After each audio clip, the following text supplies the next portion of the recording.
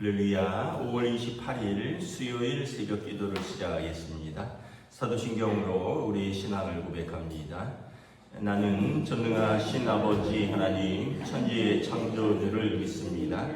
나는 그의 유일하신 아들 우리 주 예수 그리스도를 믿습니다.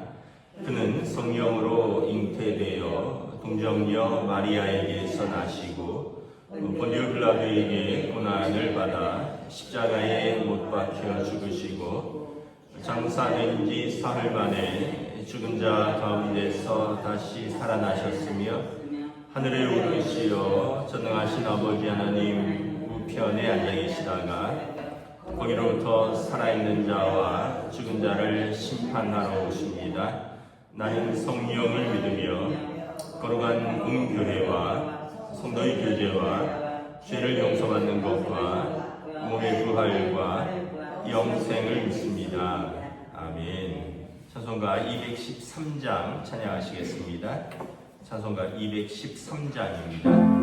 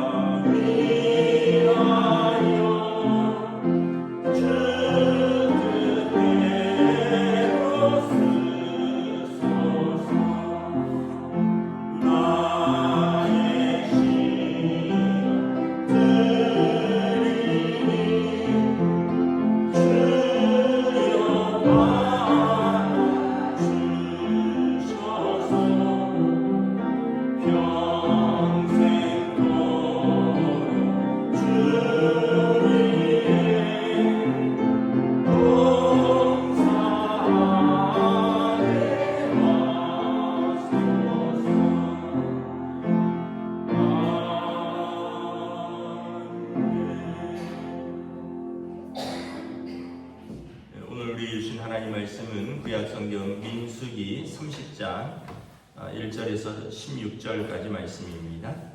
민수기 30장 1절에서 16절까지 말씀입니다. 다 찾으신 줄 알고 저 여러분들이 한 절씩 교도하도록 하겠습니다. 민수기 30장 1절에서 마지막 절까지입니다. 모세가 이스라엘 자손 지파의 수령들에게 말하여 이르되 여호와의 명령이 이러하니라. 사람이 여호와께 서원하였거나 결심하고 서약하였으면 깨뜨리지 말고 그가 입으로 말한 대로 다 이행할 것이니라. 또 여자가 만일 어려서 그 아버지 집에 있을 때에 여호와께 서원한 일이나 스스로 결심하려고 한 일이 있다고 하자 그의 아버지가 그의 서원이나 그가 결심한 서약을 듣고 듣고도 그에게 아무 말이 없으면 그의 모든 소원을 행할 것이요 그가 결심한 서약을 지킬 것입니다. 그러나 그의 아버지가 그것을 듣는 날에 허락하지 아니하면 그의 소원과 결심한 서약을 이루지 못할 것이니 그의 아버지가 허락하지 아니하였은즉 여호와께서 사하시리라. 또 혹시 남편을 맞을 때에 소원이나 결심한 서약을 경솔하게 그의 입술로 말하였으면 그의 남편이 그것을 듣고 그 듣는 날에 그에게 아무 말이 없으면 그 소원을 이행할 것이요 그가 결심한 서약을 지킬 것이니라. 그러나 그의 남편이 그것을 듣는 날에 허락하지 아니하면 그 소원과 결심하려고 경솔하게 입술로 말한 서약은 무효가 될지니 여호와께서 그 여자를 사하시리라. 과부나 이혼당한 여자의 소원이나 그가 결심한 모든 서약은 지킬 것이니라. 그녀 혹시 그의 남편의 입에서 소원을 하였다든지 결심하고 서약을 하였다 하자 그의 남편이 그것을 듣고도 아무 말이 없고 금하지 않으면 그 소원은 다 이행할 것이요 그가 결심한 서약은 다 지킬 것이니라. 그러나 그의 남편이 그것을 듣는 날에 무효하게 하면 그 소원과 결심한 일에 대하여 입술로 말한 것을 아무것도 이루지 못하나니 그의 남편이 그것을 무효하게 하였은즉 여호와께서 그 그녀를 사하시느니라. 모든 소원과 마음을 자제하기로 한 모든 서약은 그의 남편이 그것을 지키게도 할 수 있고 무효하게도 할 수 있으니 그의 남편이 여러 날이 지나도록 말이 없으면 아내의 소원과 스스로 결심한 일을 지키게 하는 것이니 이는 그가 그것을 들을 때 그의 아내에게 아무 말도 아니하였으므로 지키게 됨이니라. 그러나 그의 남편이 들은 지 얼마 후에 그것을 무효하게 하면 그가 아내의 죄를 감당할 것이니라. 이는 여호와께서 모세에게 명령하신 규례니 남편이 아내에게 아버지가 자기 집에 있는 어린 딸에 대한 것이니라. 아멘. 할렐루야. 오늘 또 새날을 주셨습니다. 하나님께서 은혜와 평강으로 함께해 주시기를 축복합니다. 오늘은 서원에 관한 것입니다. 서원은 뭐냐 하면 하나님께 기도하면서 약속한 것이죠. 다시 말하면 이제 하나님과의 맹세입니다. 우리가 사람과도 약속하잖아요. 근데 사람과의 약속도 깨면은 우리가 신의가 없다. 사람이 그렇게 약속을 하고 지키질 않느냐 이런 말을 하는데 심지어 사람과의 맹세도 있겠죠.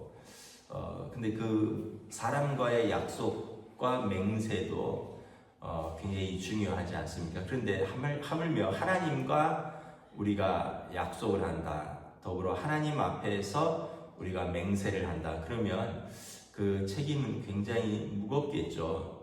그래서 2절에 보면 사람이 여호와께 서원하였거나 결심하고 서약하였으면 깨뜨리지 말고 그가 입으로 말한 대로 다 이행할 것이니라.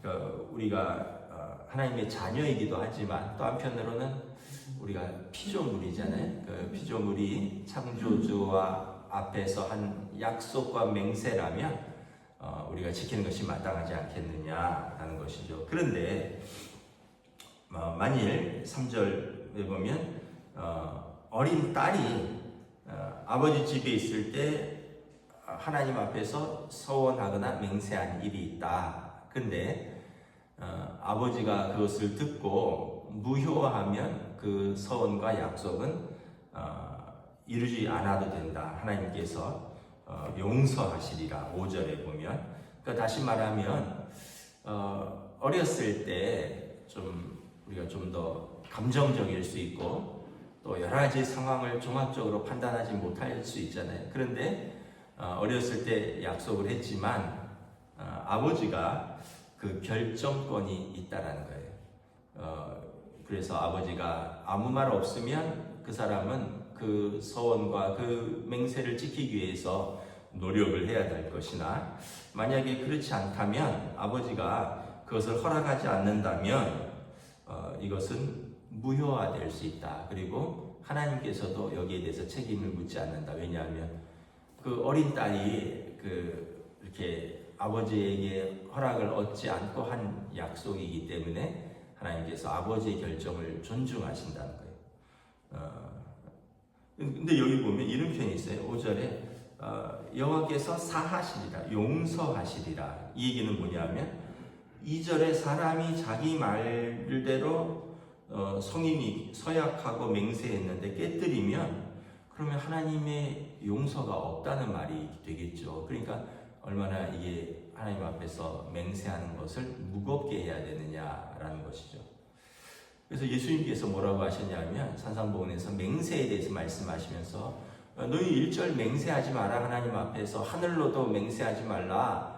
하나님의 보좌님이라. 땅으로도 맹세하지 말라. 하나님의 발등상임이라. 발등상은 하나님께서 발을 두신다는 곳이죠. 성전으로도 하지 말라. 그것은 하나님의 이름이 있는 곳이다. 하나님의 이름으로 함부로 맹세하지 말라. 너희는 그냥 그렇다면 예하고 아니면 아니요 할 뿐이지 너희가 감히 하나님의 이름으로 맹세하지 말라. 예수님께서도 맹세와 서원에 대해서 함부로 하지 말 것을 말씀하셨습니다. 왜냐하면 여호와의 이름을 망령되이 일컫는 것이 되거든요.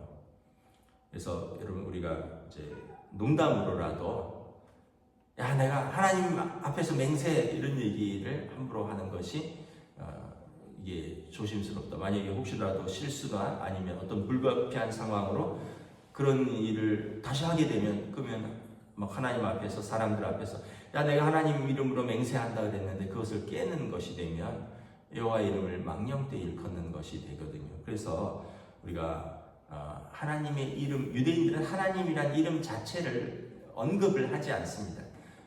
하나님이라는 이름을 아예 쓰지를 않아요. 그냥 주님이라고 합니다. 주님. 우리가 예수님을 주님이라고 하잖아요. 그런데 유대인들은 하나님도 주님이라고 해요. 그래서 나의 주인 아도나이라는 표현인데 나의 주님이시여 이렇게 고백하지 하나님이라는 이름을 감히 부르지 않습니다. 근데 이제 또 다른 경우가 있어요.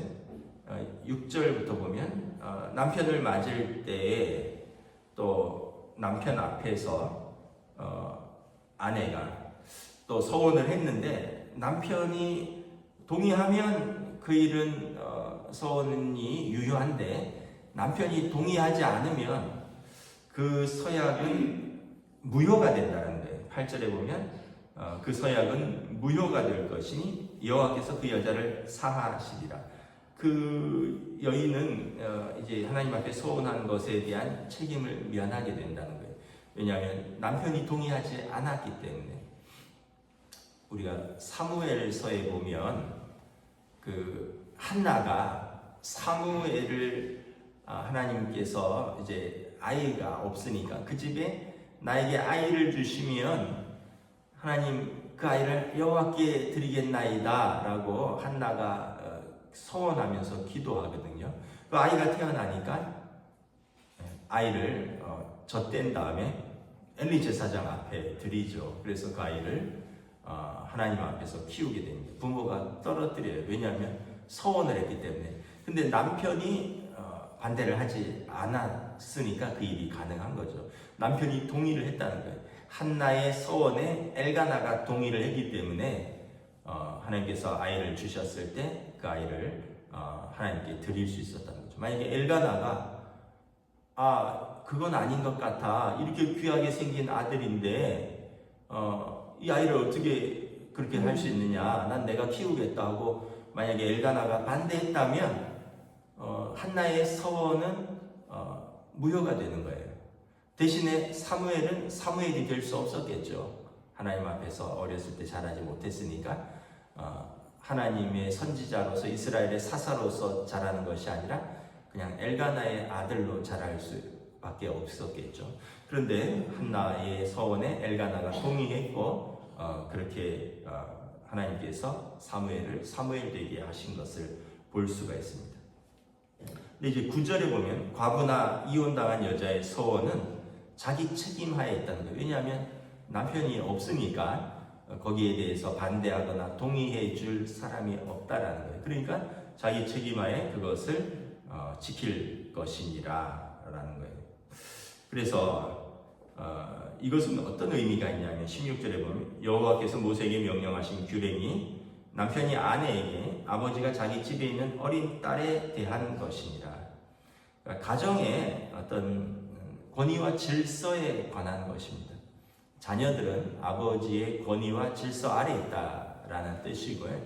그리고 그 자녀들이 이제 성인이 되면 그럼 이제 스스로 판단하고 스스로 책임져야 되지만 아직 부모 아래에서 양육을 받고 부모의 지원을 받을 때는 그때는 부모의 어떤 질서와 권위 아래에서 자라는 것이다 라는 것을 모세를 통하여 그 이스라엘에게 말하는 것입니다. 또한 아내들도 남편에게 뭐 예속됐다라기보다는 부부의 하나됨을 말하는 것입니다.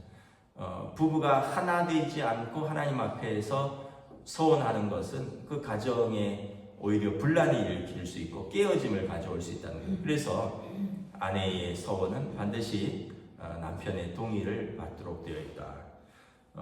물론 이제 뭐 남편의 서원은 어떻게 되냐, 그런 이제 본인 책임이겠죠.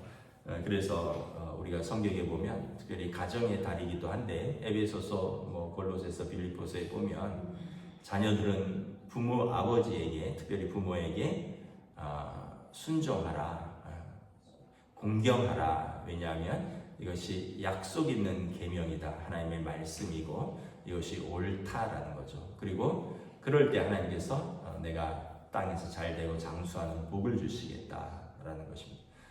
부모를 대적하는 자녀가 하나님께서 복을 주실 수 없다라는 말이기도 합니다.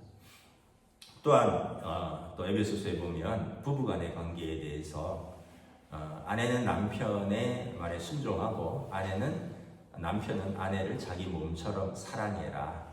이것은 그리스도와 교회의 관계다. 주님이 교회를 자기 자신을 내어주셔서 사랑하신 것 같이 남편은 아내를 그렇게 사랑하고 자기 자신을 내어주듯이 또 아내는 교회가 주님께 온전히 순종했듯이 또 아내는 남편을 또 사랑으로 순종하라.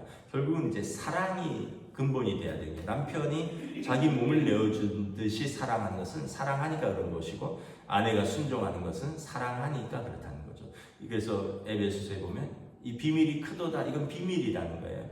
남편과 아내의 이야기이기도 하지만 교회와 그리스도의 관계라는 거죠. 우리가 교회와 그리스도의 관계를 알면 부부간에 그렇게 그 언약에 대해서, 부부간의 사랑에 대해서 함부로 할 수 없다. 왜냐하면 이것은 교회와 그리스도의 관계같이 주님께서 주신 가정의 관계다라는 것입니다. 예전에 어느 그 권사님이 그런 간증을 하셨어요. 이분이 이 부흥회를 하면서 어떤 선교사님을 통해서 큰 은혜를 받았나 봐요. 그래서 그분이 마음에 부흥회 마지막 날 내가 집을 팔아서 나도 선교에 헌신하겠다, 이런 서원하는 그 이제 쪽지를 낸 거예요. 이렇게 뭐 감사헌금처럼 헌금 내면서 거기에다가 집을 팔아서 나도 선교에 헌신하겠다. 그리고 이제 뜨거운 마음으로 그렇게 했는데 집에 돌아왔더니 남편은 같이 교회는 다니는데 반대하는 거예요. 여보, 그럼 우리는 어디서 사냐? 이렇게 된 거죠. 그리고 남편은 상의도 없이 그게 가능하냐? 안 된다. 이렇게. 그 이제 권사님 마음에 이제 시간이 막 흐르면서 부담이 되는 거예요. 하나님 앞에서 또 목사님한테 막 이렇게 아예 감사헌금 거기 봉투에 글로서 서원을 했는데 집에 오니까 남편도 반대하지, 자기도 시간이 막 흐르면서 마음이 이게 너무 과했다라는 생각이 들지. 근데 이제 하나님 앞에서 서원을 했으니까 이거 걱정은 되고 부담은 커져가고, 그래서 이제 목사님하고 상의를 했어요. 그랬더니 목사님께서 이 말씀을 가지고 남편이 동의 안 하셨으면 권사님 꼭 그렇게 안 하셔도 됩니다. 하나님께서 권사님의 그 마음을 알고 권사님이 또 다른 방법으로 선교에 헌신할 수 있으니까 꼭 집을 팔아서 다 들여서 하고 권사님은 어디 전세나 월세로 가는 걸 하나님이 원치는 않으실 겁니다. 남편께서 동의하시면 모르겠지만 남편께서 반대하시는데 그렇게까지 안 하셔도 됩니다. 성경 말씀에도 있습니다. 그래서 권사님 마음이 편안해졌어요. 근데 기도 제목이 생긴 거죠. 그래도 내가 하나님 앞에서 서원을 했는데, 그래서 남편하고 오랫동안 기도하고 고민하다가 이렇게 했습니다. 살아 있을 때까지는 우리가 이 집에서 살고 우리가 죽으면 자녀에게 물려주지 않고 하나님께 드려서 선교사 게스트하우스로 드리겠습니다. 이렇게. 이거는 남편도 동의를 한 거예요. 그래서 어떤 면에서 보면 처음에 그 서원은 부흥회 때는 막 마음이 뜨겁잖아요.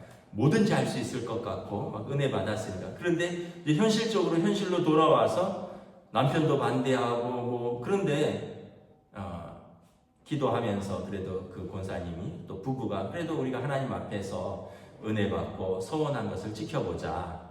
그래서 부부가 한 명이라도 살아있을 때까지는 그 집에서 사는데 부분이 다 돌아가시면 자녀들에게 유산을 상속하지 않고 하나님께 드리겠다. 이렇게 서원을 해서 다시 서원을 수정해서 유언장으로 만들어서 교회에다가 드렸어요. 자녀들은 그거는 이제 부모의 뜻이기 때문에 또 순종했다고 하더라고요. 우리가 이제 이걸 보면서 저나 여러분이나 하나님 앞에서 얼마나 서원을 많이 했습니까? 여러분은 모르겠는데 저는 많이 했어요. 학교 다닐 때 시험 볼 때 하나님 이번 시험 몇 점 맞게 해주시면 제가 꼭 하나님의 뜻대로 살겠습니다. 이런 유치한 소원에서부터 또 어떤 살면서 어려운 일이 생기면 하나님 이 문제만 좀 해결해 주시면 제가 어떻게 살겠습니다. 이런 소원들 누구한테 이야기하진 않았지만 하나님 앞에서 자기 스스로 한 소원들이 아마 수십 번은 될 겁니다. 근데 사실 제대로 다 우리는 언제나 죄인이라서 자기가 한 약속도 잊어버리고 또 그걸 지킬 만한 능력도 없어요. 그런데 그렇다고 하나님이 너 소원을 안 지켰으니까 즉결 심판이다 하면서 벼락을 치고 천둥으로 저를 죽이시진 않았으니까 이 자리에 있는 거 아니겠어요? 물론 이제 하나님 앞에 섰을 때 하나님께서 물으신다면 그건 또 다른 문제겠지만 우리가 하나님께서 무서운 하나님보다는 우리가 자비롭고 은혜롭고 노하기를 더디하신 하나님이심을 믿고 그러나 그러한 아버지에게도 우리가 함부로 헛된 말을 자녀가 할 수 없잖아요. 아버지가 좋으신 분이라고 자비로운 분이라고 자녀가 아버지 앞에서 함부로 할 수는 없잖아요. 엄격한 아버지라고 아버지 앞에서 조심하고 자비로운 아버지라고 함부로 할 수 없듯이 그러나 우리가 하나님 앞에서 서원은 극히 조심하되 만약에 했다면 우리가 지킬 수 있는 것이라면 최선을 다해서 지키려고 노력할 때 이것이 하나님을 경외하는 성도의 자세이다라는 것입니다. 경외라는 뜻이 무겁게 받아들이라는 뜻이거든요. 카바드가 하나님을 무겁게 생각한다. 하나님 앞에서 우리가 기도한 것, 우리가 서원한 것을 무겁게 생각하는 것이다. 그래서 저와 여러분들이 하나님을 경외하는 하나님의 자녀들 되시기를 우리 주님의 이름으로 축복합니다. 기도하겠습니다.